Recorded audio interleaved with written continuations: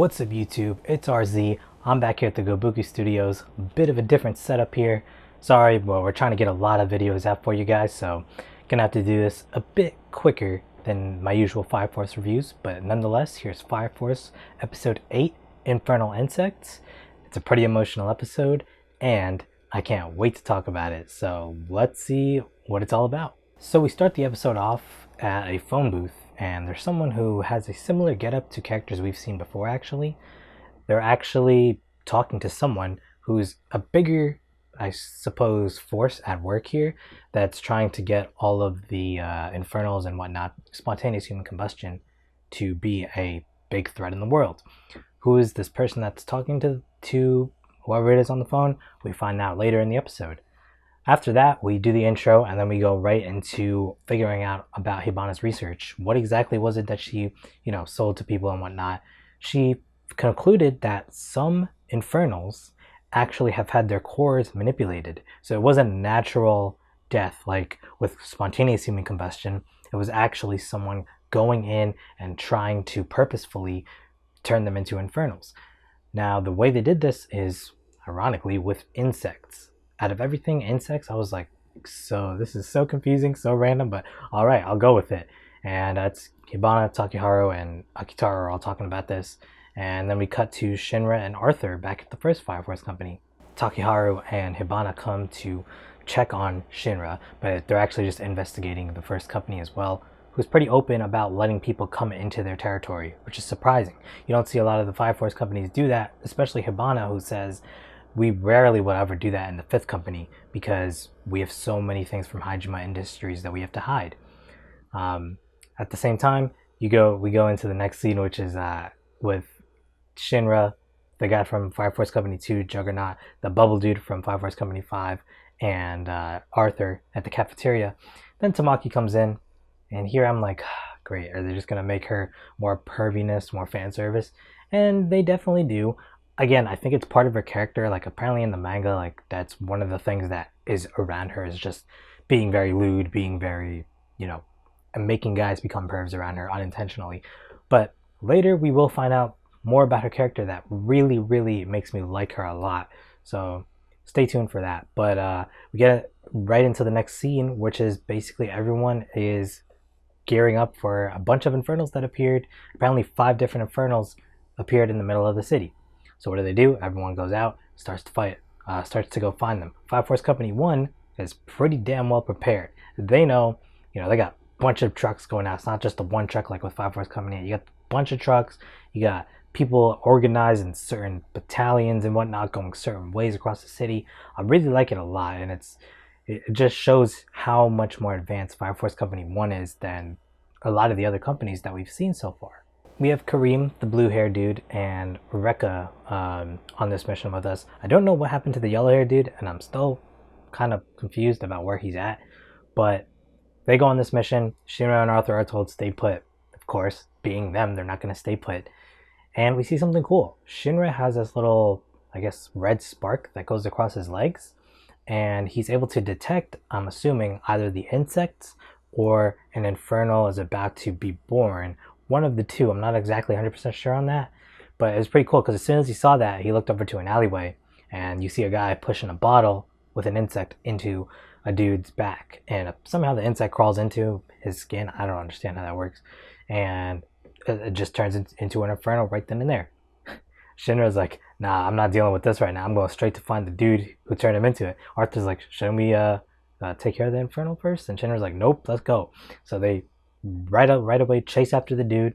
And who do they come across? Rekha and Kareem, because the guy who put the insect into the infernal dude, he had the same robes that Rekha and all the lieutenants from Fire Force Company 1 wear. So with that being said, I'm like, ooh, this is gonna be interesting to see. Is it one of them? Like, was I wrong? Am I gonna eat my words from the last episode? Spoiler alert, I do eat my words, but it's interesting to see who it is that is actually doing it. Obviously, Shinra and Arthur don't want to blow their covers, so they wait on accusing someone and just say, oh, we saw an infernal, we were chasing after it, blah, blah, blah, something, make up an excuse. What ends up happening is that Shinra and Arthur go on their own when they're back at the Fire Force Company 1 place to actually, well, investigate what's going on. It's cool here because Arthur has like these mini Excaliburs that he can make out of plastic. So I'm like, as long as this dude has a sheet of paper, he's literally fine wherever he goes to cut, because he can lockpick with it. It's a one-time use, but he can lockpick with it. And I'm like, this guy can pretty much open up treasure chests, do whatever you want, get into rooms, whatever you need, without having to use Excalibur itself. So it's pretty cool. You also get to see Shinra and Arthur. They have more banter. Arthur says he's an assassin now, not just a knight, but he is also a knight. And I was like, knight and assassin, or assassin and knight? I don't know, but it was still funny. They get into Kareem's room, and essentially what happens is they go and confront him. They're like, what do you... They see that he has one of the bottles with an insect in it in his desk. And they're like, what are you doing with this? And Kareem, well, they don't confront him. He confronts them because he catches them. He kind of set it up. And he essentially is like, oh, well, I figured you guys would do this, so I wanted to test you to see if, were you in cahoots with these people, or are you actually good? And obviously, everyone has the same goal. And Kareem says, whoever's doing this is targeting children, not just adults.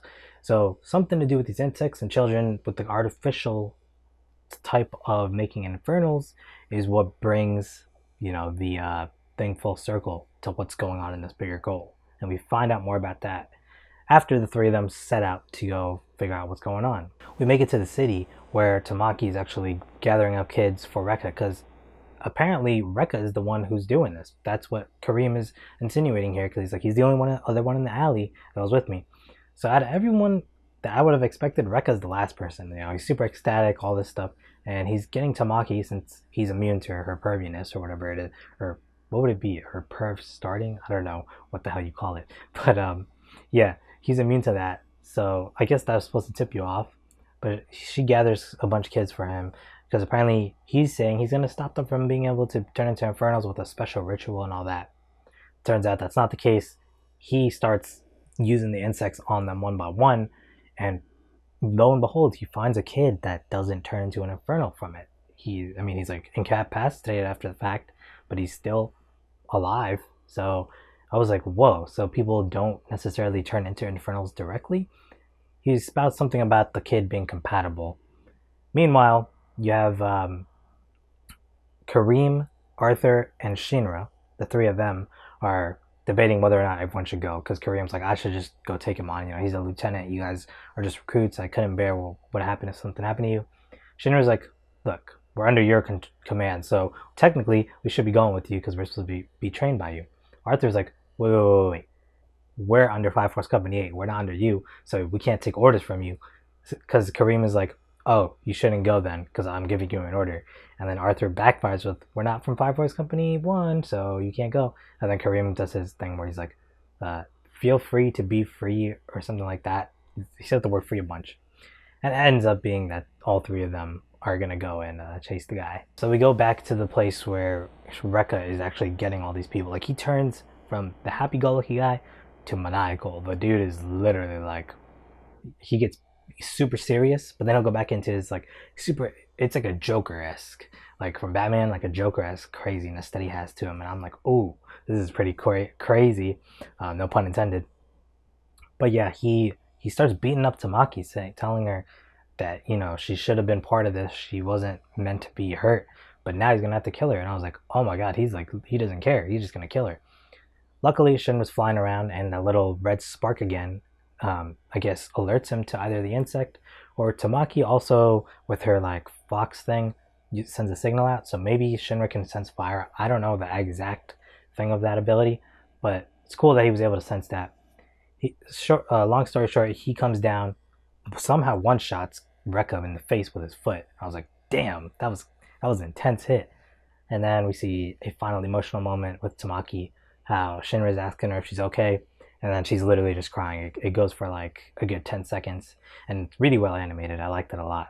So we see a lot of regret from Tamaki, because she trusted Rekha, she trusted all that stuff that he said to her, and he just threw her away. Like, I was like, ooh, yeah, that hits hard, very, very much. So yeah, that's pretty much the episode. It's getting intense now. We're getting more into the story of what's going down. It's not just spontaneous human combustion, it's people who are trying to get people to combust as well and turn into infernals and mess with their cores with these insects. So what exactly is the bigger goal here? That's probably going to be explained in the later episodes. And I think the next episode is actually called The Spreading Malice. So more of that stuff's probably going to be spreading. We'll see more about it. So takeaways from this episode. Really great stuff with Arthur and Shinra. Again, I think those two are probably my favorite duo so far. Like, they're killing it with the comedy. They play off each other so well, and everything with the two of them is just it's hilarious, but they can also kick ass if they need to. So it's not just like, oh, comedic relief and that's it. This episode made me like Kareem a lot.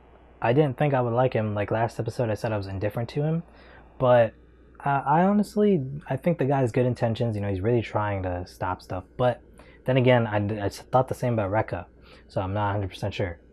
And also, where's the other dude? I forgot his name already, but the dude with the yellow hair, the other lieutenant. Where's he and what's he doing? Because he definitely has to be somewhere between the because like obviously the three of them go far back. There's a picture of them in the episode. So I'm wondering what he's doing at the current moment. Is he on Rekha's side? Is he on Kareem's side? Is he on his own, doing his own thing? Well, I guess hopefully we'll find out later. And finally, again, I'm really happy that they made Tamaki not simply just fan service. She actually has more depth to her.